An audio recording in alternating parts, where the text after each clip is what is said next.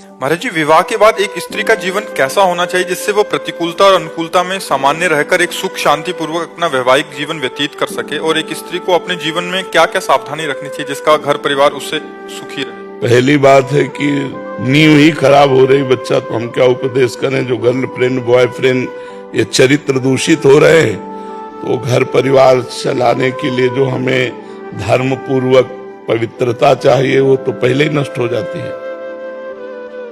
आज का जो समय है बच्चा, अब हम ये नहीं कहते कि नहीं होंगी या नहीं होंगे, ऐसे बच्चे बच्चियां होंगी जो पवित्र होंगे, लेकिन मुश्किल है, मुश्किल।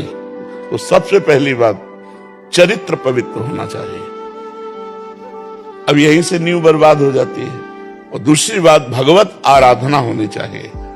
अगर भगवत आराधना और चरित्र पवित्र है और अपने पति को भगवान के रूप में देखती है, तो उसका जीवन परम मंगलमय रहेगा। क्योंकि अपने भगवान की जैसे प्रसन्नता के लिए हम चराचर जगत की सेवा करते हैं, ऐसे भगवान पति उनकी प्रसन्नता के लिए सास ससुर की सेवा, उनके भाई की सेवा, उनकी बहन की सेवा, नम्रता पूर्वक धैर्य पूर्वक रहना, वचन विचार करके बोलना और भगवान नाम स्मरण करते रहना, जिससे हर प्रतिकूलता को सहने की सामर्थ्य आ जाए।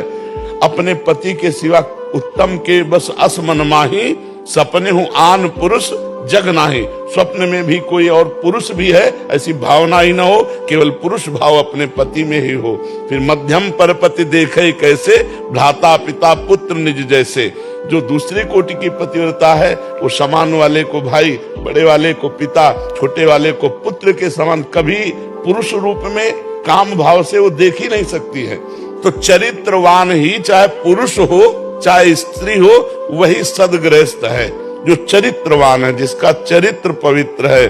और सदग्रंथों का स्वाध्याय करे, जैसे रामचरितमानस है, भागवत है। अपने घर में बैठ करके 10-20 मिनट 30 मिनट कुछ कीर्तन करे, ठाकुर जी की आरती पूजा करे, परिवार की सेवा करे, पति की सेवा प्रधानता रखे, ठाकुर जी की दूसरे नंबर में, ठाकुर जी की सेवा दूसरे नंबर में। गृहस्थ जो सदगृहस्थ पत्नी है उसको रख। अब उसको ऑफिस जाना है, अब ठाकुर जी की आप आरती कर तो रख दो आरती, पहले उसकी रसोई बनाओ, टिफिन लगाओ, उसको पवाओ, उसको जाने दो, फिर बाद में पर्दा खोलो और एकांत में ठाकुर जी की आराधना करो, नाम जप करो।